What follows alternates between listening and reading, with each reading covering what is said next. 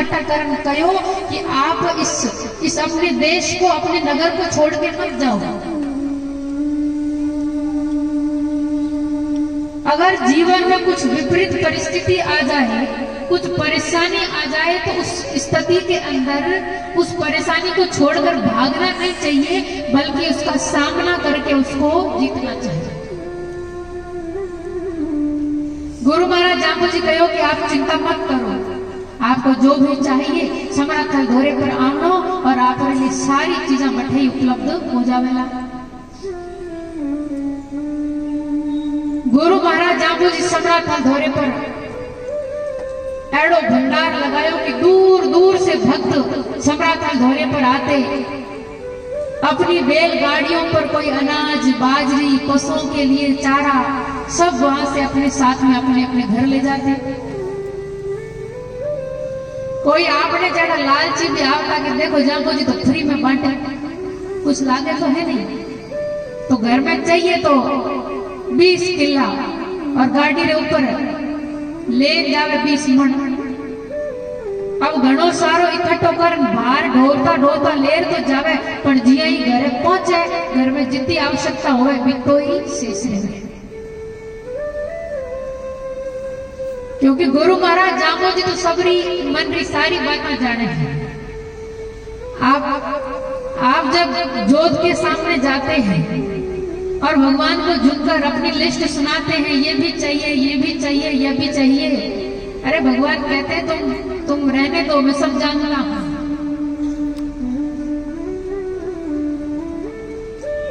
मैं आप लोगों से एक बात कहूं कि कभी भी किसी मंदिर में जाओ, भगवान के सामने जाओ तो उनसे कुछ मांगो मत, क्योंकि आप कितना मांग सकते हैं, कुछ पैसे, कुछ धन, कुछ दौलत या बच्चे, आपके घर में जो जरूरत होगी। भगवान कहते हैं कि तुम इतना ही मांग सकते हो जितनी तुम्हारी बुद्धि, जितने तुम्हारे विचार हो, परंतु क्या पता मैंने तुम्हारे लिए इससे भी कहीं गुना अधिक सोच रखा हो। जितना हम विचार नहीं करते, भगवान अपनी कृपा से उससे कहीं गुना अधिक हमें दे देते हैं। इसलिए उनसे बस यही कहिए कि जो हमारे जीवन के लिए ठीक हो, बस वही कर दीजिए।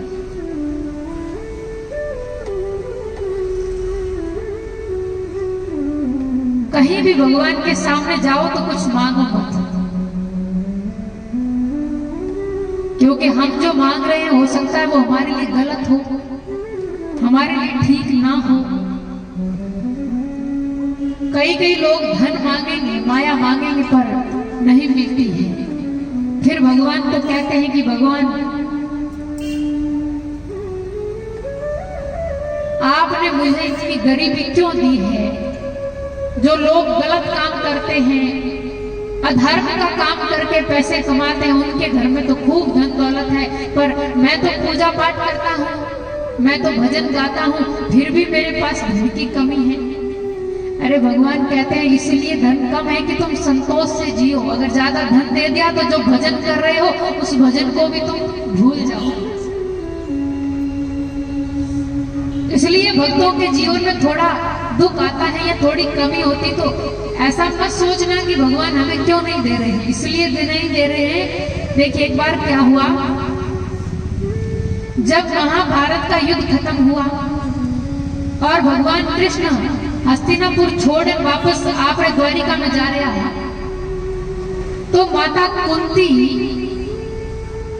एक स्थान पर खड़ी है और आंखों आंसू वाली धारा बहे। भगवान कृष्ण जान पूछो कि माता कई बात हुई, आप इतना दुखी क्यों हो, क्यों आपकी आंखों से आंसू बह रहे हैं। देखो अब तो सब कुछ ठीक हो गया है, पांडव युद्ध भी जीत गए, राजपाट भी वापस मिल गया, अब तो कोई घर में कमी नहीं रही, राजपाट सब कुछ मिल गया, आपके बेटे जीत गए, फिर आप क्यों दुखी हैं। और मां कुंती जे थारे जीवन में कोई कमी होवे तो मैंने बताओ, मैं आप मन की सारी बात पूरी करूंगा। तो कुंती भगवान को कहीं मांगे, विचार करना कुंती भगवान से क्या मांग रही है। जब हम भगवान के दर पे जाते हैं तो कहते हैं कि भगवान जीवन के सारे दुख मिटा देना, पर कुंती भगवान ने कहीं कहा है कि हे प्रभु, ये दुनिया का जितना भी दुख है वह आप मेरी झोली में डाल दो। क्योंकि कुंती कहती है कि जब तक जीवन में दुख था, जब तक जीवन में विपदा थी, पीड़ा थी, तब तक आप हमारे साथ रहे। पर जिया ही दुख मिट गयो, जिया ही युद्ध समाप्त हो गयो, ये राजपाट मिल गया, तो भगवान आप हमें छोड़कर वापस द्वारिका जा रहे हैं। तो ऐसे सुख का मैं क्या करूं जिसमें भगवान हमारे साथ में ना हो, कि जब तक जीवन में दुख हो, चाहे हमें वन में रहना पड़ा पर भगवान आप हमारे साथ में रहे, चाहे युद्ध हो रहा था, युद्ध की भयंकर भारी वेदना झेलनी पड़ी, पर भगवान आप हमारे साथ थे। पर जिया ही राजपाट मिल गयो, भगवान आप हमें छोड़कर जा रहे हैं। तो कुंती कहती है कि वो सुख के माथे सील पड़े, जे नाम हृदय से जाए, बलिहारी व दुख की जो पल पल नाम रहे।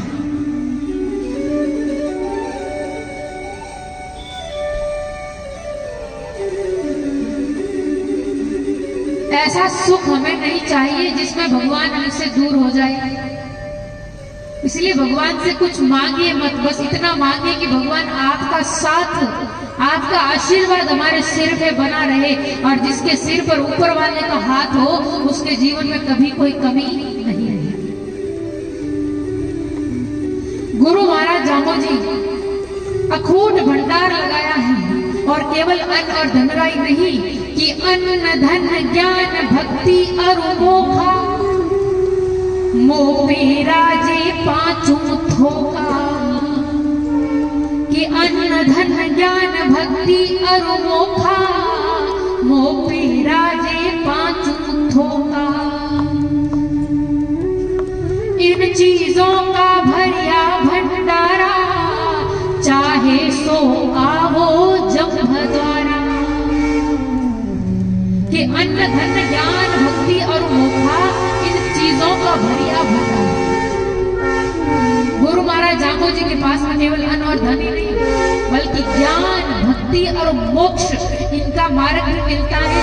कि जो गुरु महाराज जामोजी के पास में जिस भाव से आया है, कोई धन लेने आया तो उसको धन दे दिया, कोई अन्न लेने आया तो उसको अन्न दे दिया, और कोई गुरु भगवान जामोजी रे चरणा में बैठन ज्ञान री बाता सुनन आयो, तो गुरु महाराज जामोजी धर्म और ज्ञान उपदेश देकर हमारे जीवन में सफल बना दियो। और पूरे 1 वर्ष तक ये राजस्थान में आसपास सारे क्षेत्र में भगवान अन्न धन दियो। विक्रम संवत 1542 रो जब समय आयो, तो भगवान की कृपा से पुनः राजस्थान में बड़ी अच्छी बरसात हुई। अच्छी बरसात हुई तो लोग आप अपने खेत में मूंग मोट बाजरी हर प्रकार अनाज बोया, और 4-5 महीना में सब लोग आप अपने खेतरों लाडो निकालकर गाड़ा भर भर के समरथ धोरे पर गुरु महाराज जामोजी के पास में आकर खड़ा हो गए। आन गुरु महाराज जामोजी ने कहो, गुरु महाराज जब 1 साल तक काल पड़ियो और मारे खावड़ने वास्ते अन्न नहीं थो, तब हे जामोजी आप कृपा करके माने अन्न दियो। अब भगवान की कृपा बड़ो अन्न अनाज सब सुख समृद्धि प्राप्त हो गई, तो आप रो दियोड़ो अनाज में वापस देवड़ने वास्ते आया है।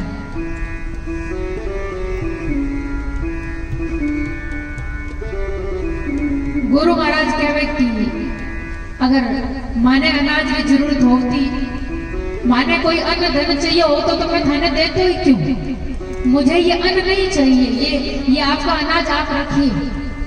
लोग कहने लगे महाराज आपकी हम पर बड़ी कृपा है, आपका हम पर बहुत बड़ा एहसान है कि 1 साल तक आपने हमारा जीवन चलाया है, हम उस एहसान को कैसे चुकाएं।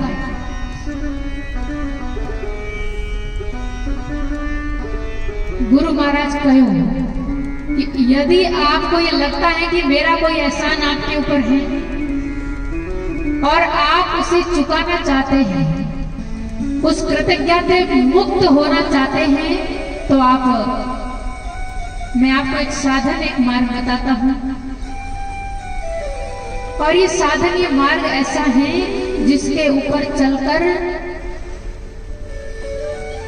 जिस प्रकार से 1 साल तक आपका जीवन सुख शांति से बीता है, अगर आप इस बात को मान ली तो आने वाले सारे जीवन के अंदर आप सुख शांति से जी सकते हैं।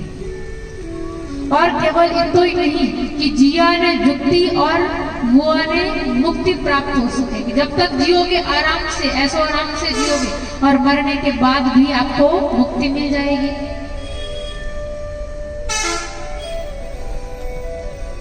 लोग कहो कि ठीक है गुरु महाराज, बताओ एडो कई मार्ग है, किस मार्ग पर चलना है आप बताइए, हम विचार करेंगे। तो गुरु महाराज जामोजी समराथल धोरे पर बैठा सब भक्ता ने 20 और 9 29 नियमों वाली आचार संहिता बताई। जो नियम गुरु महाराज जामोजी आपने देकर गया, जिसका पालन करके आज से 550 साल पहले हमारे जो पूर्वज हैं वो बिश्नोई कहलाए, जिसके कारण आज हम बिश्नोई कहलाते हैं। क्या आपको याद है क्या वो नियम क्या है? गुरु महाराज जामोजी 20 और 9 29 नियम बताया। सही से बताओ कि उन 29 नियमों में से सारे नियम किस किस को याद है? हाथ खड़े करके बताओ कि 29 नियम कितनों को याद है? माताएं बहनें, किसी को नियम याद है क्या? पूरा हाथ खड़ा करो, शर्म की बात नहीं है, बताओ किस किस को याद है। देखो मुश्किल से 3 4 5 हाथ खड़े हो रहे हैं। अब आप बिश्नोई हाँ और आपने 29 नियम याद नहीं, ये मोटी शर्म की बात हो गई। अब आपने 29 नियम याद नहीं तो आप बच्चा ने क्या सिखाओगे? अपने बच्चों को क्या सिखाओगे जब खुद को ही नहीं पता?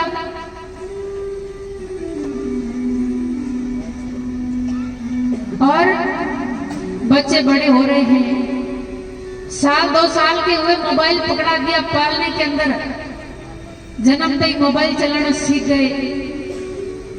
बड़ा हुआ इंग्लिश मीडियम स्कूल में भेजे, सीखे गुड मॉर्निंग गुड नाइट, बेटा ऐसे बोल दो, बेटा वैसे बोल दो। देखिए शिक्षा के खिलाफ नहीं है, अच्छे विद्यालय में पढ़ाइए, स्कूल में पढ़ाइए, अच्छी शिक्षा दीजिए, चाहे इंग्लिश मीडियम हिंदी मीडियम, अच्छी से अच्छी बच्चों को शिक्षा देनी चाहिए।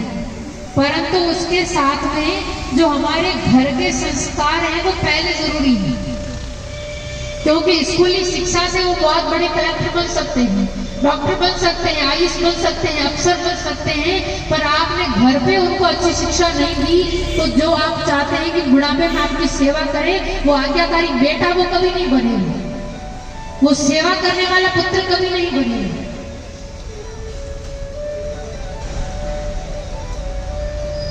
ये वास्ते माताओं बहनों, अगर आप पढ़ी लिखी नहीं हो तो घर में बच्चों को थोड़ा गुटखा देकर बिठाइए, पुस्तक छोटी सी होती है उसको देकर बिठाइए कि आप ये नियम पढ़ो।